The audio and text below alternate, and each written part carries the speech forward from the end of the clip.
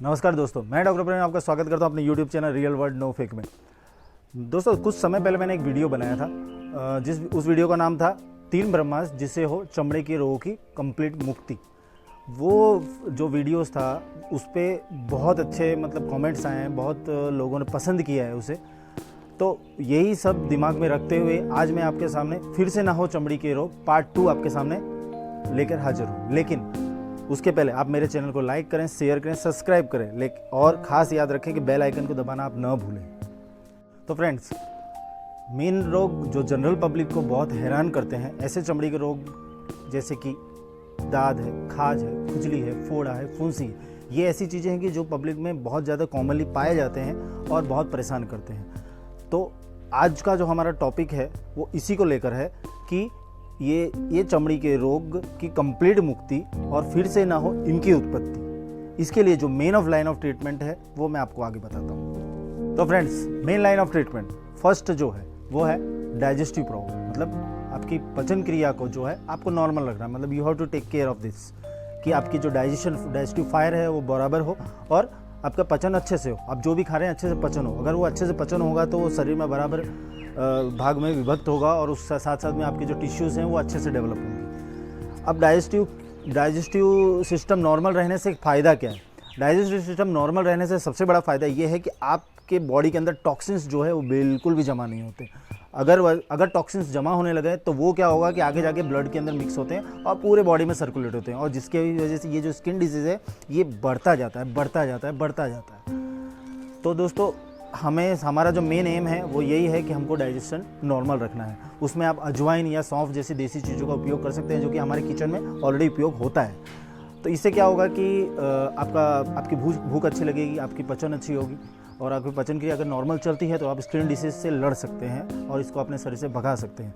अब जो दूसरा लाइन ऑफ ट्रीटमेंट है वो है blood purification. Blood purification blood ऐसा नहीं है कि इम्प्योर है, लेकिन उसके अंदर टॉक्सिन्स जो हमारे डाइजेस्टिव सिस्टम की वजह से जो जमा हो रहे थे वो धीरे धीरे ब्लड में सर्कुलेट हो रहे हैं, जिससे कि ब्लड क्या है पूरे बॉडी के सेल्स में सब जगह पहुंचता है। तो वो जहाँ पर भी पहुंचता है वहाँ वो टॉक्सिन्स कैरी करता है, और वो टॉक्सिन्स जो है बॉडी के अंदर स्किन डिसीज़ को बढ़ाते हैं। तो इसीलिए ब्लड का प्यूरीफाई करना बहुत ज़रूरी है। ब्लड को प्यूरीफाई इतना करना है तो उसके लिए आप जैसे गिलोय का उपयोग कर सकते हैं, जिसके हम गुरुची भी कहते हैं। उसका स्वरस बना सकते हैं। उसके इस तरह से उसके और भी जो औषधीय गुण हैं उसकी वजह से क्या होता है कि ब्लड जो है प्यूरीफाई होता है। मंजिष्ठा का भी अच्छा उपयोग किया जा सकता है, दसमूल का अच्छा उपयोग किया जा सकता है। ऐसे कई का आयुर्वेदिक और देसी इलाज हैं जो आप ब्लड प्यूरिफिकेशन में यूज़ कर सकते हैं। तो तीसरी चीज़ है इम्यूनिटी बूस्टर।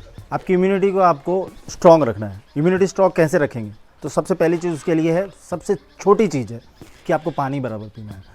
क्या होता है कि हम भाग दौड़ के अपनी ज़िंदगी में इतने बिज़ी रहते हैं कि हम पानी पीना ही भूल जाते हैं। तो आपको 10-12 गिलास या तो 2 से 2.5 लीटर पानी आपको रोज़ पीना है। इससे फ़ायदा क्या होगा? इम्यूनिटी तो ये बूस्ट करता ही करता है, लेकिन जो ब्लड प्यूरिफिकेशन की बात मैंने आपसे पहले की उसके अंदर इसका बहुत बड़ा रोल है। अगर आप पानी ज़्यादा पीते हैं तो क्या होता है कि एक्सक्रीशन के थ्रू बॉडी में से पूरे के पूरे जो टॉक्सिन्स है उसको रिलीज़ करता है, चाहे पसीने के रूप में, पेशाब के रूप में या दूसरे तरीक़ों से।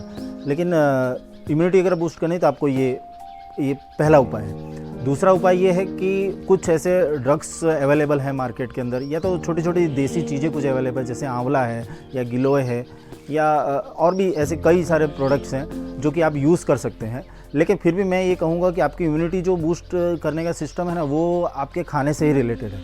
तो अगर आप आपके खाने के अंदर फ्रूट्स का, सलाद का और इन चीज़ों का अच्छे से उपयोग करते हैं तो वो ऑलरेडी आपकी इम्यूनिटी को बूस्ट करेगा। अगर उसके बाद भी इम्यूनिटी बूस्ट नहीं होती तब आप कुछ मेडिसिन का सहारा लीजिए, चाहे वो आप एलोपैथिक ले रहे हैं, आयुर्वेदिक ले रहे हैं, होम्योपैथिक ले रहे हैं, आई डोंट केयर, क्योंकि वो तीनों आपके ऊपर अच्छा काम करेंगे। लेकिन उसके लिए आपको पहले अपने डाइजेस्टिव सिस्टम, फिर आपका ब्लड प्यूरिफिकेशन, फिर आपको उसके बाद ये तीसरी चीज़ कि इम्यूनिटी बूस्टर को आपको ये करना है, बढ़ाना है। अब ये तीनों को अगर हम नॉर्मल करते हैं तो उससे फ़ायदा क्या होता है? तो मैंने आपके वीडियो की शुरुआत में ये कहा कि फिर से रोग की उत्पत्ति ना हो उसके लिए क्या मेजर्स लेने हैं, तो यही 3 मेजर्स हैं। अगर ये 3 मेजर्स आप लेते हैं तो क्या होगा कि फिर से ब्लड जो है वो रोग की उत्पत्ति नहीं होगी, क्योंकि आपकी बॉडी के अंदर वो जो सोल्जर्स होते हैं वो इतने अच्छे से डेवलप होंगे कि इस तरह का कोई भी रोग आपके ऊपर अटैक करेगा तो वो उसके सामने लड़ सकेंगे।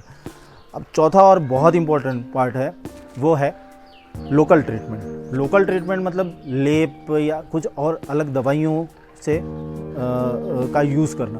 तो लेप के अंदर आप ऐसा कर सकते हैं कि समझिए कि बहुत सारे हैं, जो मैं आपको पर्टिकुलरली एक एग्जांपल लेता हूँ कि आजकल जो सबसे बड़ा कॉमन डिसीज़ है वो कॉमन डिसीज़ है एक्जिमा या दाद जिसे कहते हैं। तो दाद में ऐसा है कि दाद दो तरह के हैं, मतलब वेट एक्जिमा और ड्राई एक्जिमा। तो वेट एक्जिमा के अंदर है ना, नीम के पत्ते का काढ़ा या नीम के जो जड़ है उससे बना है वो काढ़ा, इनका बहुत अच्छा उपयोग है, वेट एक्जिमा में बहुत फ़ायदेकारक है।